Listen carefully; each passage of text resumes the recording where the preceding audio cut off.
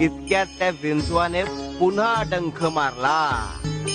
असं अनेकदा घडलं.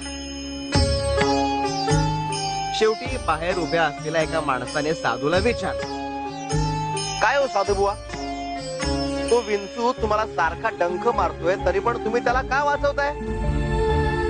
पण यावर तो साधू म्हणाला, विंचू त्याचा डंख मारण्याचा नेम सोडत नाहीये, मग आम्ही त्याला वाचवण्याचा नेम का सोडावा? असं म्हणून तो साधू पुन्हा पाण्यात शिरला. स्वामी, वाचला मग का विंचू? अजून नाही. अजूनही तो विंचू गटांगळ्यात खातोय. ती ओंझळ आपल्याला त्रास देण्यासाठी नाहीये, तर आपल्याला वाचवण्यासाठी आहे, हे त्या विंचवाला अजून कळलंच नाहीये. पण ही गोष्ट त्याला लवकरात लवकर कळली पाहिजे, नाहीतर नुकसान त्याचंच आहे.